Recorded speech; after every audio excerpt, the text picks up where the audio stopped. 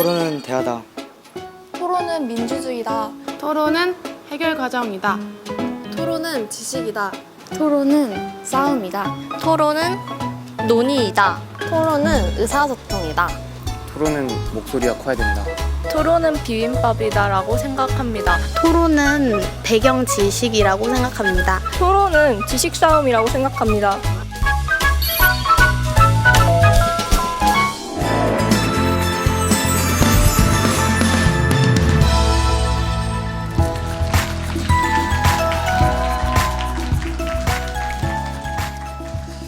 자, 여러분 안녕하세요. 네, 토론에서 이기는 법이라는 강의로 여러분들을 만나 뵙게 된 김유동입니다. 반갑습니다. 네, 이 제목이 스타 강사 특강인데 저는 오늘 여러분들의 눈빛을 보니까 다 별빛 같아요. 그러니까 스타 강사 특강이 아니라 스타가 될 학생들을 위한 특강 정도로 부르는 게 더 맞는 것 같습니다. 제가 준비한 강의는 토론에서 이기는 법이라는 강의입니다. 자, 하나 좀 조사를 해볼까요?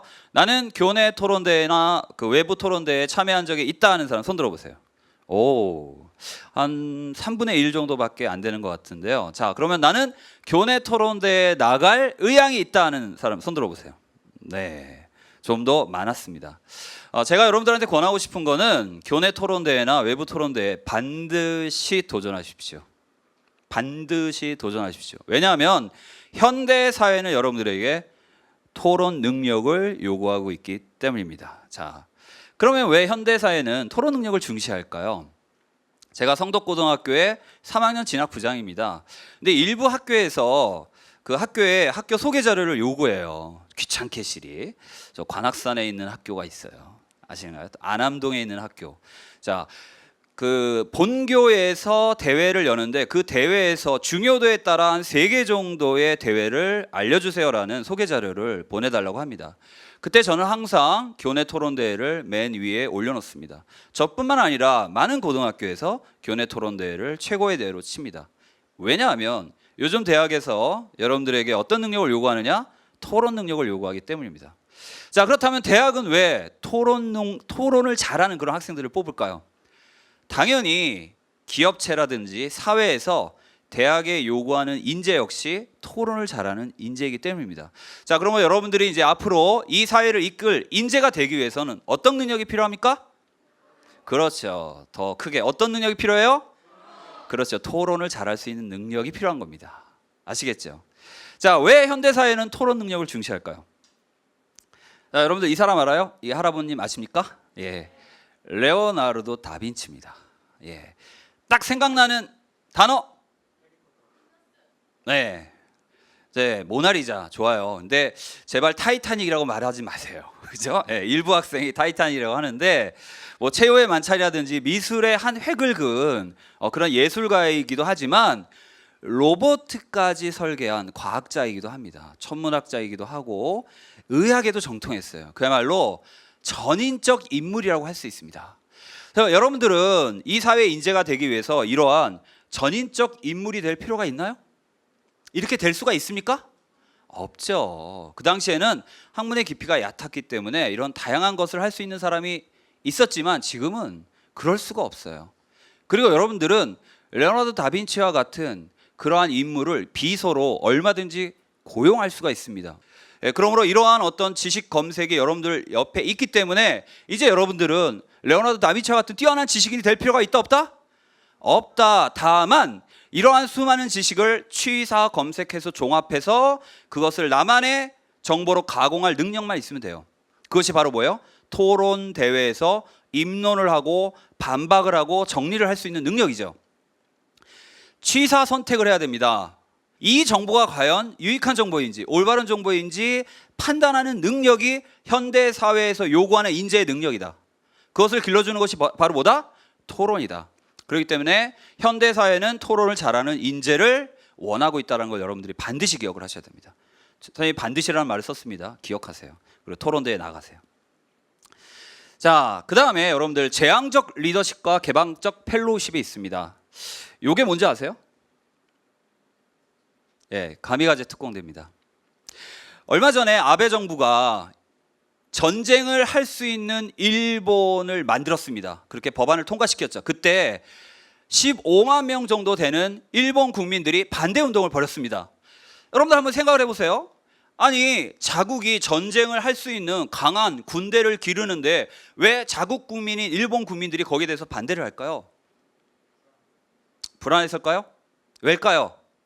2차 세계대전에 아픈 기억이 있기 때문이에요. 자, 2차 세계대전 때 그 천황폐하라고 하는 그 말도 안 되는 제왕적 리더십을 가진 사람이 다른 사람의 비판을 하나도 듣지 않고 일본의 젊은이들, 물론 우리나라 젊은이들도 전쟁의 그 죽음 속에 구렁텅이에 몰아 넣었지만 일본의 한 300만 명의 민간인이 그 2차 세계대전 때 죽었습니다. 오키나와 전쟁 같은 경우에는 미군의 희생자가 15,000명인데 일본인의 희생자는 20만 명에 달았어요. 그냥 무조건 명령 하나로 젊은이들을 죽음에 몰아넣은 그것이 바로 일본 군부였습니다. 그 아픔을 누구도 잊지 않고 있다? 일본 국민들도 잊지 않고 있는 거예요. 즉 비판하지 않는 이런 제왕적 리더십이 아까운 젊은이들을 이렇게 죽음으로 몰았습니다. 그걸 일본 국민들이 알고 있기 때문에 아베 정권에 일본 국민들이 반대를 하고 있는 겁니다. 자, 어떤 학생이 자소서를 쓰는데요. 대학에 이렇게 썼어요. 저는요 토론을 준비하는데 아이들이 학원 간다고 하나도 준비를 안 하고요. 제가요 입론, 반론, 정리를 다 썼어요. 그래서 저 때문에 우승했어요. 그래서 선생님이 자소서를 딱 보고 야, 이거 지워라. 대학은 이런 걸 요구하지 않는다. 자, 대학은 너 혼자 다 하는 걸 요구하는 시대는 지냈어. 그래서 여러분들 대학 보면요 요즘 리더십 전형도 없어졌어요. 몇 개 남지 않았습니다. 지금은요 대학이나 어떤 사회에서 요구하는 건 개방적 펠로우십입니다. 자, 펠로우십이 뭐예요? 동료의식, 협력, 같이 협력해서 같이 역할을 나누고 같이 모아서 아이디어를 모으고 그래서 어떤 하나의 목적을 이루는 개방적 펠로우십을 요구하는 것이 대학이고 사회예요. 자, 그것을 잘 능력을 발휘할 수 있게 해주는 훈련시켜주는 것이 뭐다? 대답해야죠. 뭐다? 토론이다. 그렇죠? 네, 토론은 혼자 할 수 없는 거죠. 그래서 이 말을 아세요. 무서운 적보다 고집불통의 아군이 더 무섭다. 여러분들이 아무리 능력이 뛰어나다 할지라도 나는 어떤 사람이다? 고집불통, 남의 말 듣지 않고 나만 잘났다라는 사람, 그런 사람은 이 사회에서 필요하지 않습니다. 토론을 통해서 여러분들 상대방의 의견을 받아들일 수 있는 자질을 길러야 됩니다. 자, 이거는 이제 미국의 어떤 의회장이죠. 네, 연방의회의 모습인데 여러분들 혹시 오바마 케어라고 아십니까? 네, 오바마가 돌봐줘라는 뜻이 아니에요. 네, 오바마의 핵심 공약 중에 하나가 뭐냐면 건강보험에 적용을 받지 않는 5천만 명에게 건강보험 혜택을 받게 하는 겁니다. 그런데 보수층의 역풍을 맞았어요. 왜냐하면 더 많은 세금을 내야 되기 때문에. 왜 내가 게으른 일하지 않는 그런 사람들까지도 책임져야 되느냐. 물론 어려운 사람 중에 열심히 일하는 사람도 있지만 그렇지 않은 사람도 있었거든요. 예, 그래서 국론이 분열되고 그다음에 이제 공화당이 뭐 셧다운 제도까지 이렇게 연결해가지고 예산을 통과 안 시켜줘서 공무원들이 월급을 못 받는 일까지 생겼습니다. 자, 오바마 정부는 비난하지 않았어요. 끊임없이 공화당원들을 설득하고 또 설득했습니다. 휴일까지 반납하면서 48시간 계속 설득을 해서 결국은 통과를 시켰습니다. 이런 과정을 통해서 통과한 것이 아니라 끊임없는 토론을 통해서 설득을 했고 오바마 케어법은 지금 굉장히 정착된 그런 그 법이 됐죠. 토론이 국가의 앞날을 좌우합니다. 그래서 저는 토론에 필이 꽂혔고 학생들한테 토론을 가르쳐야지만 우리나라의 앞날이 발달하는 생각을 하고 지금까지 토론 전도사로 열심히 뛰고 있습니다. 자, 토론에서 이기는 법. 자, 이제 본격적인 강의입니다. 자, 토론에서 이기는 법 첫 번째는요. 이기려는 생각을 버려야 합니다. 사실은 저의 제목 자체가 잘못됐어요. 왠지 좀 흥미를 끌기 위해서 토론에서 이기는 법이라는 제목을 붙였지만 토론은요. 이기려고 하는 것이 아닙니다. 토론은 따라하세요. 토론은 문제 해결을 위한 것이다. 자, 제가 예를 하나 들어보겠습니다. 자, 아이가 산수를 20점 받아왔어요. 자, 엄마 아빠가 문제 해결을 위해서 토론을 합니다. 여보, 집에서 뭐 하는 거야? 내가 학원비를 안 대줬어. 뭘 해줬어? 나는 야근하면서 그렇게 생활비를 꼬박꼬박 대주는데 애가 20점이 뭐야? 뭐 한 거야? 자, 엄마가 얘기합니다. 저는 집에서 노는 줄 아세요? 에? 제가 그랬죠. 고액가에 하자고. 학원 보내니까 얘가 이 모양이 된 거 아니에요. 그리고 당신 내가 고등학교 때부터 연애했지만 맨날 수학은 낙지였잖아요. 당신 닮아서 머리가 나쁜 걸 나보고 어쩌란 말입니까? 자, 문제가 해결됐습니까? 아이의 성적이 올랐습니까? 예, 다 상처받은 거예요. 어떻게 해야 됩니까? 여보, 애가 성적이 안 오르는데 왜 그러지? 아, 글쎄 말이에요. 남의 말만 듣고 학원에 보내서 그래요. EBS가 있었는데 EBS 통해서 자기주도 학습을 길렀으면 애가 올랐을 텐데. 그렇지? 학원 갈 돈으로 차라리 한우 고기를 사서 애를 먹였으면 우리나라 농가에도 이득이 될 텐데. 어때요? 문제가 해결됐습니까? 해결되지 않았습니까? 자, 그러면 어떤 학생이 이런 말을 했어요. 선생님, 누군가가 나한테 비난을 하고 비판을 합니다. 욕을 합니다. 그럴 경우에 어떻게 해야 돼요? 저는 화가 나는데요. 저는 이런 말을 했습니다. 자, 날 따라해봐. 자, 여러분들도 한번 따라해보세요. 자, 손가락을 이렇게 펴고. 자, 다 하세요. 자, 하고 저는 가르치지 마시고 좀 비껴서 넌 나쁜 애야 한번 해봅시다. 자, 시작. 넌 나쁜 애야. 자, 한 번만 더. 시작. 넌 나쁜 애야. 자, 손가락을 계속 내밀고 있어요. 자, 너 나쁜 애야라고 했는데 너를 가르치고 있는데 나머지 세 손가락은 누구를 가르치고 있습니까? 자기 자신을 가르치고 있죠. 그러니까 이런 공적인 자리에서 남을 비난하고 남을 비판하는 사람은 그 상대방을 공격하고 있지만 나머지 청중들이나 나머지 주변에 있는 사람들은 그 사람을 그야말로 좀 이런 말 써도 되나요? 저질이라고 생각하는 거예요. 그 사람한테 내가 공격을 받았지만 나머지 있는 사람들은 다 그 사람을 낮게 평가할 겁니다. 결코 진 게 아니에요. 상대방이 나한테 비난을 하고 욕을 하고 있으면 딱 한마디만 해주면 됩니다. 반사. 딱 한마디만 해주면 돼요. 네, 우리는 토론으로 정당하게 상대방의 잘못을 비판할지언정 비난하거나 상대방을 인신공격해서는 안 됩니다. 아시겠죠? 예. 자, 그래서 문제 해결을 위해서 여러분들이 항상 나가야지. 그 다음에 문제 해결이 아니라 자꾸 상대방의 논리가 잘못됐다, 당신의 통계가 잘못됐다 이런 식으로 나가면은 안 돼요. 그러면 심판이나 그러니까 그 심사위원이나 청중의 그런 어떤 느낌, 청중의 어떤 호의를 그 지지를 받지 못합니다. 자, 그래서 토론에서 이기는 것 두 번째는요. 자, 가장 좋은 설득은 뭐다? 예, 공감이다. 공감. 자, 공감이 뭐죠? 예, 상대방과 내가 같은 느낌을 갖는 거예요. 하나가 되는 거죠. 그죠? 예. 그래서 공감을 주는 그런 입론서라든지 그런 발언이 필요한데, 자, 여러분들이 토론을 할 때는 너무 전문적인 용어를 많이 쓰는 것 같아. 사실은 토론을 하는 당사자들은 유식해요. 왜? 그 토론 논제를 내가 준비하기 위해서 어떻게 합니까? 밤을 새서 준비하거든요. 그렇죠. 예, 그러나 여기 앞에 있는 사람들은 어때요? 거기에 대해서 별로 관심이 없어요. 그렇죠. 그런데 공감을 얻지 못하고 계속 전문적인 용어만 막 쏟아놓는 겁니다. 아, 그래서 어쩌고. 예, 제가 한번 예를 하나 들어볼까요? 옛날에 영재교육, 조기 영재교육 해야 되냐 말아야 되냐 이런 토론이 있었어요. 그때 양측이 막 왔다 갔다 합니다. 자, 청중들은 고등학교 1학년 학생들이었어요. 그때 수월성 교육은 필요합니다. 우리나라가 발전하기 위해선 수월성 교육은 안 됩니다. 수월성 교육은 아이들한테 너무나 학업 스트레스를 줍니다. 그래서 토론이 다 끝났어요. 제가 이제 지도교사라서 평가를 하는 거죠. 청중들한테 물어봤습니다. 고등학교 1학년 갓 들어온 신입생들한테, 얘들아, 수월성 교육이 뭔지 아니? 그랬더니 한 애가 자그마하게 손을 들었어요. 방과후 학교의 일종이 아닐까요? 수요일과 월요일 날 하는. 우리 반 영재반 수요일 날 일요일 날 하잖아요. 청중들은 수월성 교육이 뭔지 알지도 못하는데, 예, 옆에서 그 어려운 용어 쓰면서 뭐 수월성 교육이 어쩌고저쩌고 하면은 청중들이 거기에 대해서 받아들일 수 있어요, 없어요?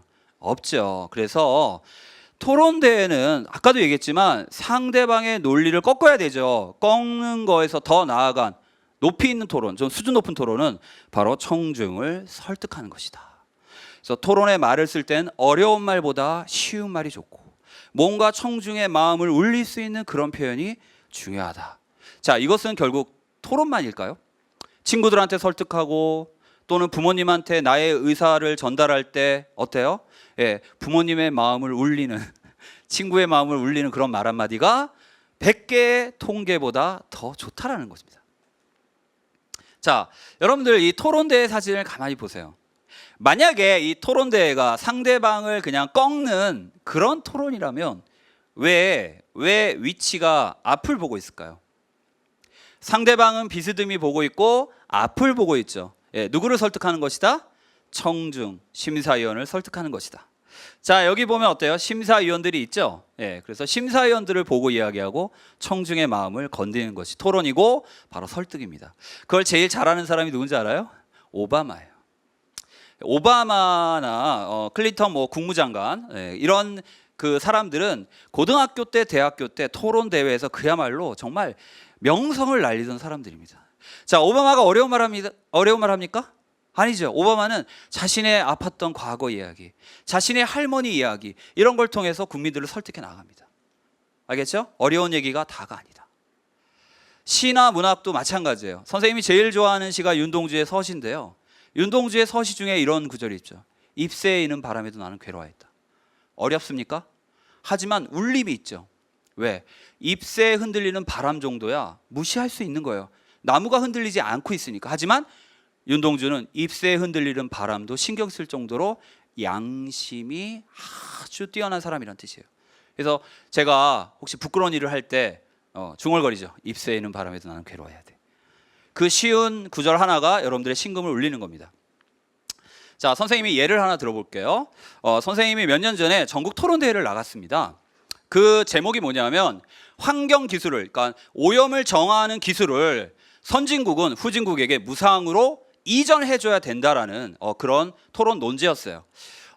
선생님이 지도한 팀이 우승을 했죠. 일반고거든요. 예, 외고나 특목고 다 꺾고 우승을 했습니다. 예, 이럴 때 박수 하나를 한 번을 쳐주면 매너 있는 학생이 되는 겁니다. 예. 제가 자랑하려고 하는 게 아니라 정말 뿌듯했어요. 예, 정말 평범한 그냥 토론을 좋아했던 학생들이었어요. 근데 그런 학생들이 겨울방학 내내 합숙을 하면서 토론을 익히고 나가서 우승을 했습니다. 근데 이제 준우승 팀이 준결승전에서 똑같은 이제 찬성 측을 하게 됐는데 그 학생들이 이렇게 얘기하더라고요. 막 수많은 현란한 수치들을 막 얘기하기 시작했죠. 즉 지구온난화로 지구의 온도가 1도 상승하면 북극의 얼음이 녹고 북극의 얼음이 녹으면 전체 해수면이 30cm 상승을 합니다. 자, 해수면과 육지가 거의 동일한 몰디브는 곧 물에 잠긴다고 합니다. 여러분, 몰디브 국민들이 불쌍하지 않으십니까? 몰디브 가본 사람? 네, 저도 못 갔어요. 네, 한번 꼭 가보고 싶습니다. 자, 몰디브 국민이 막 불쌍해서 어때요? 막 괴롭습니까? 물론 그러면 좋겠죠. 그러면 여러분들의 마음이 정말 착한 거죠. 하지만 자기의 삶이 아니면 그렇게 큰 반향을 일으키지 못하죠. 자, 저희 팀은 상의를 했습니다. 야, 우리가 이러한 수치들은 입론과 반론에서 충분히 제시하지 않았느냐. 이번에 준결승전의 심사위원들을 보니까 선생님들이었는데 5명 중에 4명이 여자 선생님이었고 40대 정도 되더라. 우리 정리 발언을 바꾸자라고 해서 밤새 바꿨습니다. 어떻게 바꿨는지 아실까요? 한번 보실까요? 자, 어떤 남학생이 이렇게 얘기했습니다. 모성애가 가장 유달리 강한 동물이 바로 북극곰입니다. 그런데 모성애가 강한 그 북극곰이 제 표정을 보셔야 돼요. 새끼를 잡아먹는 일이 생기고 있다고 합니다. 북극의 얼음이 녹고 있기 때문입니다. 우리는 이제 북극곰을 동물원에서나 구경할지도 모릅니다. 선진국이 후진국에게 기술 이전을 해야 되는 이유는 바로 이것입니다. 이상으로 정리 발언 마치겠습니다. 표정으로 말을 했죠. 자, 심사위원 엄마 심사위원들이 북극곰 모성애가 강한데 왜요? 다 아이를 낳은 경험이 있었겠죠. 물론 이렇게 나가면은 이건 안 되죠. 예, 입론에서 논리적으로 나가고 반박해서 날카롭게 반박을 해야 됩니다. 하지만 한 번쯤은 심사위원들을 생각하면서 공감의 어떤 코드를 울려야 된다라는 겁니다. 아시겠죠? 자, 토론에서 이기는 법. 제가 이 부분에서 가장 많은 시간을 쓸 거예요. 왜? 가장 어렵고 이것이 진짜 하기 어려워요. 그리고 이건 가르쳐도 잘 못합니다. 이거는 여러분들이 끊임없이 신문을 읽고 끊임없이 자기 자신의 가치관을 확인하고 끊임없이 뭘 해야 된다? 책을 읽으면서 사고를 해야 되고 끊임없이 비판을 해야 됩니다. 어떻게 보면 이것이 토론의 본질이라고 할 수 있어요. 자, 현상과 수치에 얽매이지 말고 말 속에 담긴 전제를 쳐라. 자, 상대방을 어때요? 반박하는 그런 가장 중요한 핵심입니다. 자, 여러분들 토론을 하다 보면 상대방이 수치를 가지고 내립니다. 자, 2014년 국감 자료에 의하면 하면서 나가죠. 예, 그런데 여러분들이 통계를 가지고 상대방을 굴복하려고 할 때 주의해야 될 것이 있습니다. 통계는 가장 최신 것을 써야 됩니다. 자, 2014년 인터넷 검색 드리릭. 자, 2013년 통계에 의하면, 그런데 상대방이 이렇게 웃죠. 그 통계 언제라고요? 2013년 7월입니다. 저희의 동일한 통계는 2015년 9월입니다. 그럼 어때요? 진 겁니다. 상대방이 진 거예요. 그러니까 통계를 써더라도 주의해야 됩니다. 이 통계가 언제 건지, 과연 이 이후에 온 더 신뢰성 있는 통계가 있는지 없는지 주의해야 됩니다. 통계만 잔뜩 모아놓고 나 토론 준비 다 했어. 예, 하수나 중수는 이길 수 있지만 고수는 이길 수 없습니다. 고수들은 항상 뭘 쓴다? 전제를 쓴다. 자, 전제라는 것은 뭐냐? 말 속에 담긴 또 다른 사실이라 가치관을 얘기해요. 전제란 굉장히 쉬운 겁니다. 자, 선생님이 하나 할 테니까 여러분들 전체가 한번 대답을 해보세요. 자, 어떤 학생이 울어요. 자, 담임 선생님이 이런 말을 합니다. 남자가 극간이로 울긴 뭘 울어? 남자는 일생에 있어 3번 우는 거야. 자, 여기에 담긴 전제는, 자, 시작. 전제는 뭐예요? 남자는 울면 안 되는 존재다. 자, 또 이래. 여학생이 막 뛰어요. 야야야야, 여학생이 이렇게 복도를 이렇게 뛰면 어떡해? 자, 전제는 뭐예요? 여학생은 얌전하게 다니는 것이 진정한 여학생의 길이다. 자, 이거는요, 교육부에서 선생님들한테 이런 말 쓰지 말라고 공문 내려온 겁니다. 양성평등에 어긋나는 그런 말 쓰지 말아라. 그죠? 예, 이거는 뭐예요? 남자는 울면 안 된다. 남자는 강인해야 된다는 남성에 관한 강한 어떤 그런 전제, 사회적 전제, 이걸 통념 패러다임이라고 하는데 잘못된 전제죠. 이거를 강요하는 거예요. 거기에 스트레스 많이 받아요, 남자들. 그래서 화장실 가서 울죠. 예, 군대 가면 화장실 가서 많이 울어요. 예, 그러니까 여러분들 남학생 손 들어보세요. 자, 이제 배웠으니까 혹시 여러분들 울고 있을 때 선생님이나 아빠가 야, 남자가 그런 일 갖고 울어 그러면 아빠는 남성은 울지 말아야 된다는 잘못된 전제로 말씀드린 거니까 취소해 주세요. 예, 이렇게 해야 됩니다. 그러니까 전제라는 것은 말 속에 담긴 또 다른 사실이나 가치관인데 그 전제가 진리이고 보편적이고 옳을 수도 있지만 옳지 않을 수도 있는 거예요. 자, 상대방의 전제가 옳지 않다면 어떻게 합니까? 그걸 쳐야 돼요. 그 전제가 옳지 않다라는 것을 쳐야 됩니다. 말 속에.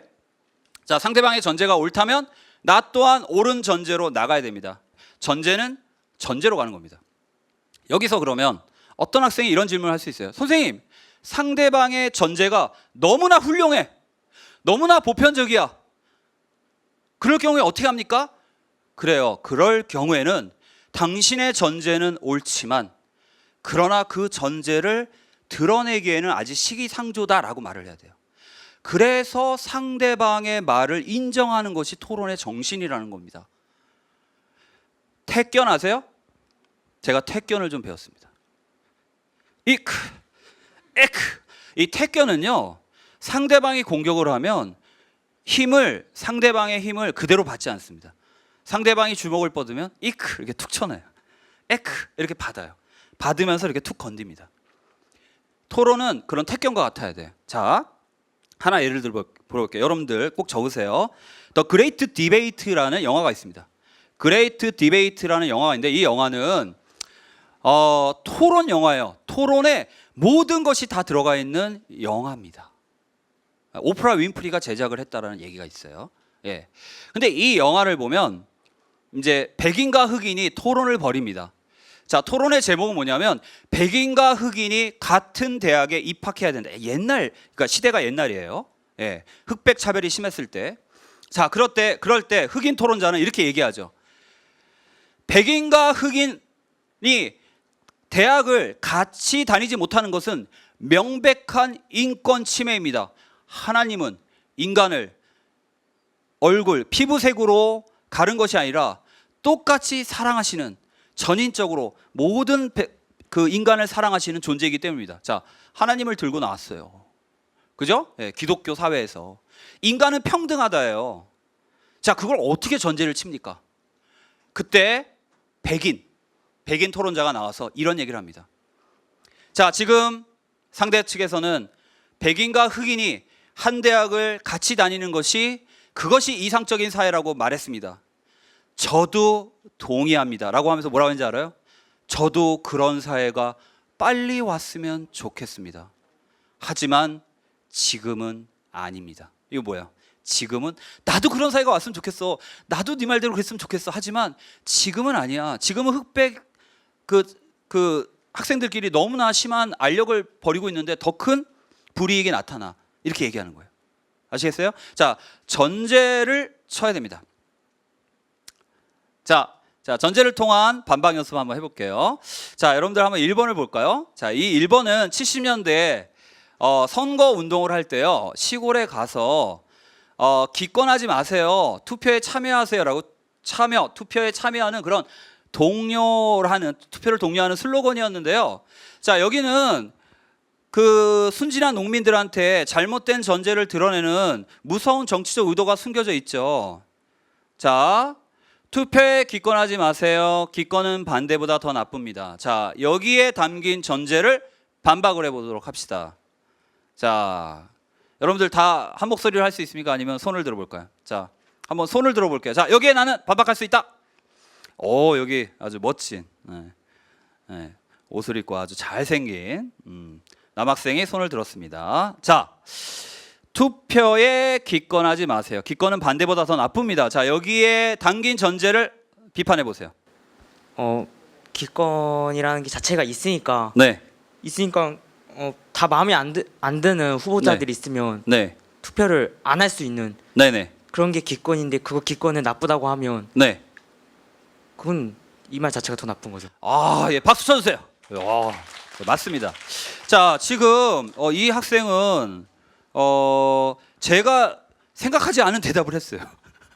그런데 그것도 맞아. 그러니까 이 학생의 어떤 발언은 굉장히 훌륭한 발언이에요. 자, 고등학교도 좀 이렇게 알려야지. 고등학교가 무슨 고등학교? 장운고등학교. 장운고등학교는 이렇게 멋지고 훌륭한 학생만 있는 것 같아요. 자, 뭐냐면 기권도 뭐다? 민주주의의 의사 결정 방식의 하나라고 이 학생은 주장한 겁니다. 여러분들 동의하세요? 여기 동의하지 않는 학생도 있을 거야. 그럼 또 하나의 토론이 되는 거야.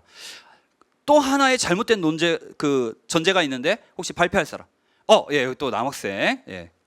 네, 한번 발표해 볼까요? 저기 보면은 기권은 반대보다 더 나쁩니다라는 문구가 있는데, 반대가 저 말은 애초에 반대가 나쁘다는 의미를 담고 있습니다. 예, 맞습니다. 예, 박수 쳐주세요. 예. 자, 여러분들 이 슬로건은 반대가 나쁘다라는 것을 강요하고 있죠. 은근슬쩍. 그럼 뭐예요? 시골 사람들한테, 시골 그 주민들한테 뭘 하라는 얘기야? 찬성하라는 그런 잘못된 논리가 있습니다. 근데 자꾸 듣다 보면 어때요? 반대가 좀 나쁜 것 같죠? 예, 이런 어떤 잘못된. 그러므로 여러분들은 훌륭한 지식인은 어때요? 상대방이 무슨 말을 하면 그 말 속에 있는 잘못된 전제를 어때요? 바로 잡고 거기에 쳐야 됩니다. 그러면 여러분들 상대방이 나를 무시 못해요. 절대. 자, 요건 이제 선생님이 하겠습니다. 얼마 전에 보니까요, 설악산에 케이블카를 논대요. 그래서 그거 갖고 이제 설왕설래가 많은데, 자, 케이블카에 반대하는 논리 중에 이런 게 있습니다. 자, 자연은 우리의 소중한 자산입니다. 그러므로 설악산 케이블카는 설치하면 안 됩니다. 자, 이렇게 주장했어요. 자, 그러면 여기에 담긴 전제는 뭘까요? 이 문장 속의 그 전제는 자연은 우리의 소중한 자산입니다. 이거죠. 자, 여러분들이 전제를 칠 때 중요한 건 뭐냐면 단어예요. 단어를 잘 봐야 합니다. 자, 선생님은 만약에 이렇게 반박하겠어요. 자산이 뭐죠? 자기 자신의 뭐 소중한 것? 자, 자산이 뭘까요? 저기 어머님도 오신 것 같아요. 그죠? 예. 어머니 자산이 자산 많으세요? 자산이 뭐죠? 그렇죠. 경제적 가치, 재산이죠. 저라면 이렇게 반박하겠습니다. 그래요. 상대방이 자연은 우리의 소중한 자산이라고 했죠. 예, 경제적 가치라고 했죠. 자, 개발도 안 하고 쳐다만 보고 있는데 어떻게 자산이 됩니까? 그것을 개발하고 많은 관광객들이 들어오고 설악산을 즐겨야지만 그것이 경제적 가치를 양상하는 거 아닙니까? 그러므로 당신이 말한 자연은 우리의 소중한 자산이라는 말은 결국 개발을 해야 된다는 말과 같은 겁니다. 이해가 되세요? 고개 끄덕이는 이해가 될 것 같아요. 이해가 되세요? 예, 이렇게 치는 겁니다. 자, 여기에 뭐 학생들 토론시켜 보면 케이블카가 뭐 고라니를 놀라게 하고 뭐 나무를 몇 그루 자르고 뭐 하면서 예, 강원도의 추산으로 보면 250억이 들어오고 그 돈으로 마을 주민들을 살리고. 자, 중요해요. 중요하지만 정말 중요한 거는 이거예요. 자연이란 무엇인가? 이거는 생태주의적 자연관과 인간 중심의 자연관의 싸움입니다. 생태주의적이라는 것은 자연과 내가, 인간이 동격이에요.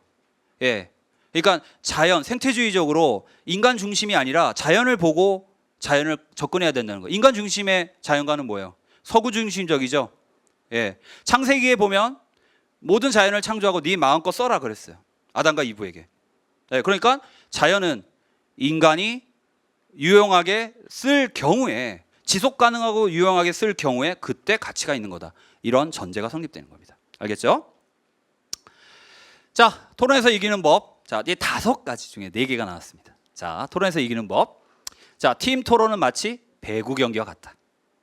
여러분 배구 별로 좋아하지 않으시죠? 그죠? 예. 근데 선생님 어머님이 배구 선수였었어요. 그래서 저는 어렸을 때부터 배구를 굉장히 많이 봤습니다. 근데 우리 어머니가 키가 작으시거든요. 150. 근데 배구 선수이셨어요. 그래서 아니 어머니 나는 도저히 믿어지지가 않아요. 그랬더니 어머니가 하시는 말씀이 자기는 이렇게 이거 뭐라 해야 돼? 블로킹이라고 하나요? 그게 아니라 토스의 달인이셨대요.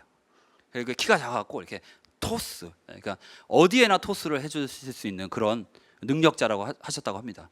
네, 그리고 요즘은 이제 배구 경기를 보면 수비 전담 선수가 있어요. 배구 경기를 잘 보세요, 여러분들. 강 스파이크로만 이깁니까? 진짜 재밌는 게 뭐예요? 요거죠. 예, 그러니까 토론도 강하게만 나가는 게 아니라 강하게 나갔다가, 좀 빠졌다가, 약하게 나갔다가, 강하게 나갔다가. 예, 그리고 입론하는 사람이 있고 반박하는 사람이 있고 누가 있어요? 정리하는 사람이 있죠. 자, 여러분들 잘 보세요. 요거 적으세요. 자, 토론은 대부분 아카데미 토론은 몇 명이서 하죠? 3명이서 합니다. 자, 3명이서 하는데 정답은 아니에요. 이제 선생님이 토론팀을 짜는 방법입니다. 그러니까 3명의 학생이 오면 그 학생을 잘 성향을 살펴요. 그래서 그 성향에 맞는 곳에 위치를 시킵니다. 그래서 저 같은 경우에는 입론은 지식적으로 상당히 뛰어난 학생을 맡겨요. 그 다음에 반박은 정의감이 투철한 학생. 그 다음에 아까 얘기한 정리는 어떤 학생?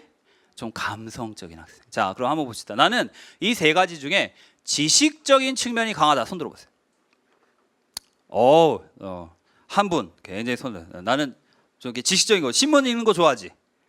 그래, 뭐 딱 대답 나오잖아. 그죠? 예, 신문을 막 그냥 매일 그냥 광고까지 보지. 그래요. 나 닮아서. 예, 저도 지식적으로 굉장히 강해요. 자, 그 다음에 반박. 나는 또 어떤 정의감으로 아까 얘기한 전제를 갖고 나는 반박하고 비판하는 거에 능하다. 손 들어보세요. 역시 발표한 학생들이 그런 게 강해요. 나는 좀 감성적인 인간이다. 낙엽이 지면 눈물이 난다. 그래, 감성적인 인간. 제가 좋아하는 그 심리학자가 있습니다. 에릭 번이라는 심리학자가 있어요. 에릭 번. 왜 좋아하냐면 그 에릭 번이 이런 얘기를 했습니다. 인간의 가장 결정적인 선택은 타인의 영향에서가 아니라 자기 스스로 한다. 난 그 말이 너무 멋있어. 인간의 운명에 있어서 가장 결정적인 선택은 누가 한다? 내가 한다. 다른 사람이 영향을 주지 않는다. 너무 멋있지 않습니까? 토론의 정신을 얘기하고 있어요. 그런데 에릭 번이 3가지 자아를 얘기했어요. 교류 분석이라는 강의에 3가지 자아. 인간의 마음속에는 어버이 자아와 어른 자아와 어린이 자아가 있습니다. 여러분들 마음속에 다 있어요.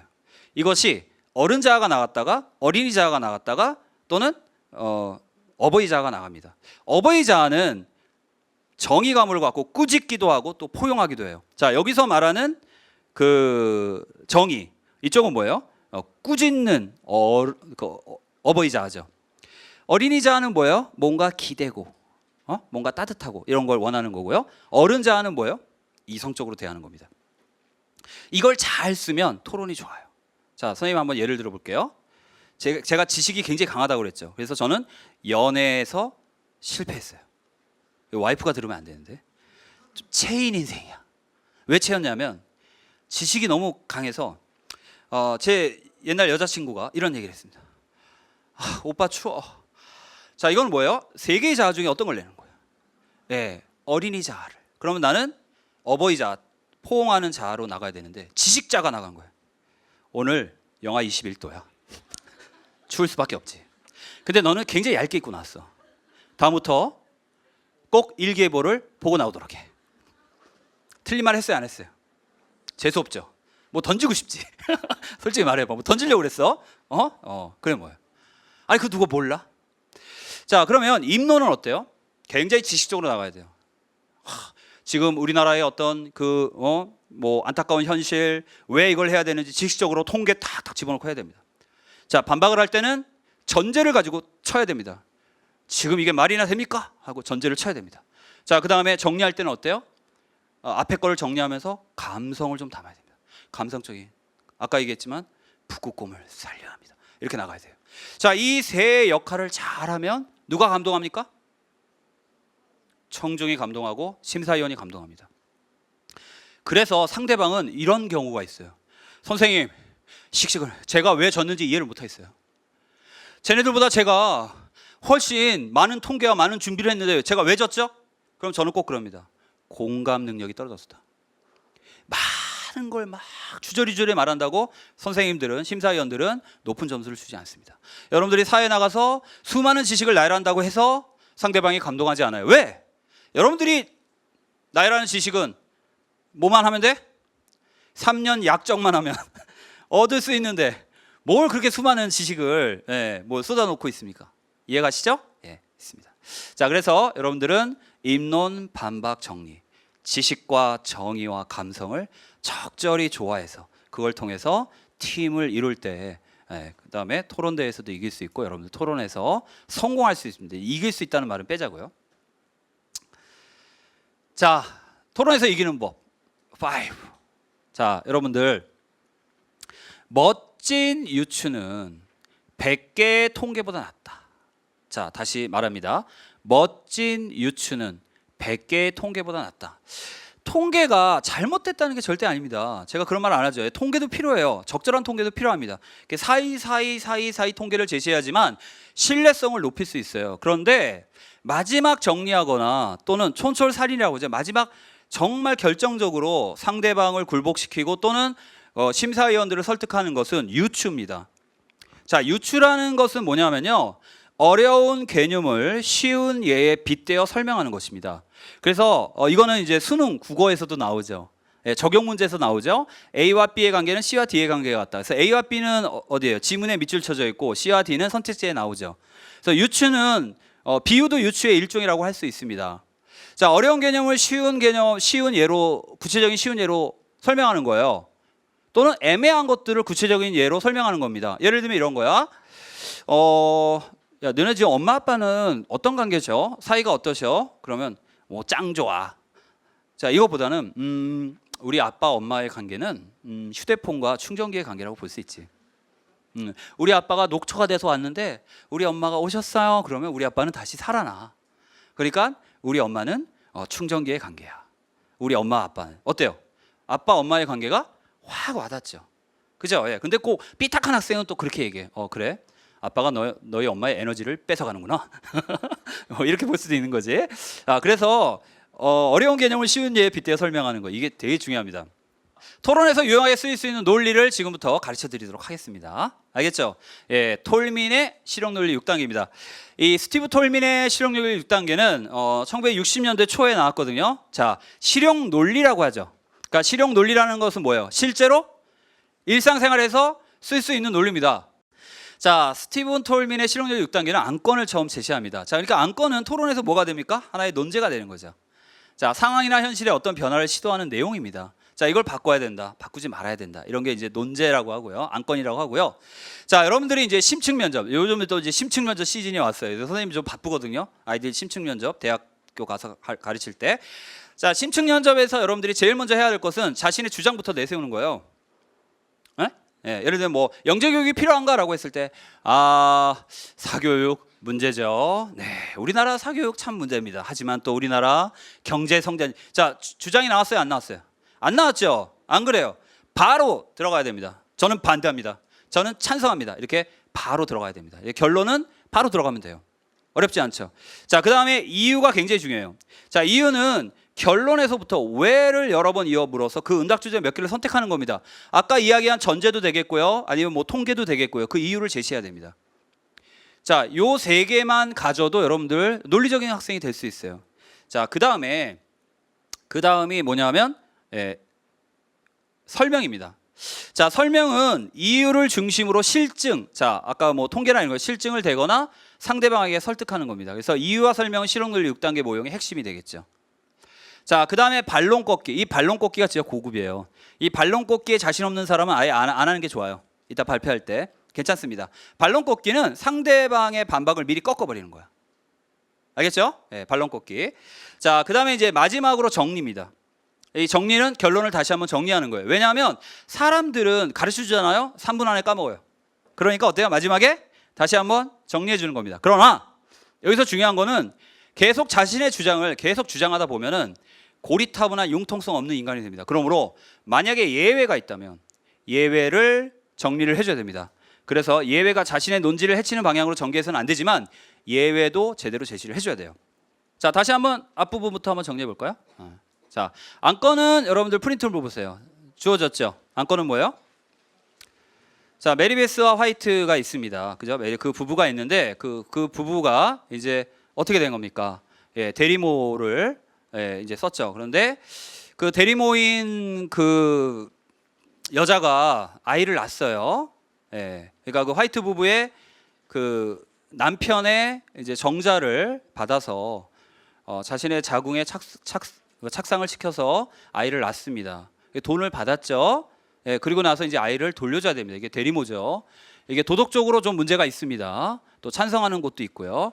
그런데 아이를 낳아보니까 모성애 때문에 어떻게 됐습니까? 그 아이를 다시 자기의 아이로 키우고 싶었겠죠. 모성애 때문에. 그래서 이제 도망을 쳤습니다. 그럴 경우에 이 개혁은 과연 유효한가 유효하지 않은가를 묻는 거예요. 자, 이걸 톨민의 실용논리 6단계로 한번 이야기를 해보는 겁니다. 자, 안건은 뭐라고 그랬어요? 안건은 이미 주어졌어요. 이 계약은 어떻게 하는가? 유효한가? 그 아이는 그 부부에게 돌려줘야 되는가? 아니면 아이를 낳은 생모에게 가야 되는가죠? 자, 그 다음에 여러분들이 나와서 발표할 때 결론을 얘기하는, 저는 그 아이는 어디로 가야 됩니다 라고 발표하고 그 이유를 얘기하고 그 다음에 이제 뭘 얘기할까요? 그 이유에 대한 잠깐 설명을 하고요. 반론 꺾기가 있으면 좋고요. 반론 꺾기 너무 힘들면 안 하셔도 됩니다. 그 다음에 이제 마지막으로 다시 한번 정리를 하고 예외 사항이 있다면 예외 사항을 한번 이야기하면 좋겠죠. 알겠죠? 자, 그런데 여기서 주의할 것은 아까 뭘 써라? 정말 멋진 토론은 전제다. 그 다음에 뭐라고 그랬어요? 그 단어에 담긴 전제도 써야 된다. 힌트를 하나 주면 계약이라는 말입니다. 발표할 사람 한번 손 들어보세요. 아우, 네, 굉장히 많이 드네요. 네, 요 앞에 그 체크무늬. 네. 자, 여기 서서 자, 안건에 대해서 나는 계약은 유효하다, 안 하다 그 이야기하고 마음껏 발표하시기 바랍니다. 네. 이 계약은 유용하다고 생각합니다. 그 이유는 여기 보시면 약속을 했다, 계약서에 서명을 했다라는 말이 나오는데요. 이거는 모두 다 이제 합의를 한 거고 이 대리모가 먼저 이 광고에 응했기 때문에 합의가 되어 있기 때문에 이건 일단 이 계약은 유효한데 보시면은 그래서 이 계약은 유용한데 보시면 이제 막상 출산을 하니까 이 대리모가 이 아이를 가지고 싶잖아요. 그런데 이제 보면은 여기 이 대리모에 지원한 윌리엄 스탠 엘리자베스 이 남편분의 정자로 인공 수정을 한 거기 때문에 이 아이는 전적으로 그 대리모만의 아이가 아니기 때문에 이 대리모가 이 아이를 가져갈 수가 없다고 생각을 했고 그래서 결국에는 이제 지켜지지 않고 또 뭐라 해야 되지? 그래서 이 계약은 유용하다 생각합니다. 네, 잘했습니다. 자, 박수. 그러면 이제는 한 분만 더 모시겠습니다. 여러분 다 모시고 싶지만 시간상 반대. 나는 이거 계약은 지켜지면 안 된다. 자, 반대하는 사람 손 들어보세요. 자, 여기 먼저 들었으니까 또 여학생이네요. 자, 여학생 앞으로 나올까요? 자, 박수 쳐주세요. 자, 한번 멋지게 창의적인 생각 한번 이야기를 해볼까요? 네. 저는 이 계약을 무시해도 된다고 생각합니다. 그 이유로는 법적 계약이 성립이 되기 위해서는 그 계약이 아무리 중요하고 서로 상호 간에 협의가 이루어진 계약이라 할지라도 인간의 존엄성에 위배되는 계약이거나 범죄의 그런 범죄라든가 그런 경우에는 계약이 무효가 성립될 수 있는데요. 이 경우에는 아이를 갖고 이 아이를 돈으로 거래하는 거기 때문에 이 부분에 있어서 인간의 존엄성이 해칠 수 있는 부분이기 때문에 이 계약은 무효라고 생각합니다. 네, 잘하셨어요. 네, 박수 쳐주세요. 근데 상대방이 이야기하면서 머릿속에 자꾸 막 입이 간지럽죠. 나 거기에 반박할 수 있어. 그죠? 계약이 무엇일까? 자, 여기 찬성 측에서는 자유로운 의지를 갖고 계약을 했다. 그러므로 이 계약은 유효하다. 자, 아까 이야기했지만 전제를 건드렸죠. 계약이지만 인간의 비도덕적인 것들을 계약할 수는 없다. 그 계약은 무효다. 자, 그렇다면 대리모는 과연 이것이 도덕적인 계약이냐 비도덕적인 계약이냐를 갖고 논쟁을 벌일 수 있겠죠. 자, 어떤 학생은 이런 얘기 했습니다. 모성애라는 말이 나온다. 모성애는 어떤 것보다 우선한다. 나는 모성애라는 것은 어떤 법보다 우선한다고 생각한다. 모성애로 이 아이를 가져야 되기 때문에 그 모성애로 가야 된다. 자, 그러자 어떤 학생이 이렇게 반박했습니다. 자, 여기 보면 메리 베스 화이트 헤드는요. 예, 메리 베스 화이트 헤드죠. 예, 월리엄 스톤 그 부부가 아니라 메리 베스 화이트 헤드는 두 아이의 어머니죠. 모성애를 겪었습니까? 겪지 않았습니까? 모성애를 겪었죠. 모성애를 알매도 불구하고 대리모 계약을 했기 때문에 이 여자에게 자비를 베풀어서는 안 된다. 이렇게 또 주장을 할 수 있겠죠. 그러니까 이 지문 안에는 수많은 정보들이 있고 그 정보가 하나하나의 전제로 사용될 수 있는 겁니다. 그렇죠. 그리고 아까 중요한 얘기했어요. 이 아이는 그 메리 베스 화이트 헤드의 아이일 뿐만 아니라 정자는 누구의 정자예요? 월리엄 스톤의 정자죠. 그렇기 때문에 어쨌든 반쪽의 권리가 있을 수 있겠죠. 자, 여러분 토론을 배웠습니다. 자, 토론대회 나가고 토론을 원활히 하고 토론에 대한 매력을 좀 느끼시는 그런 한 시간이 되셨습니까? 네, 그렇다면 여러분 토론대회에 도전해 보시고요. 항상 우격다짐보다는 토론을 먼저 하는 그런 멋진 리더가 되시기 바랍니다. 감사합니다.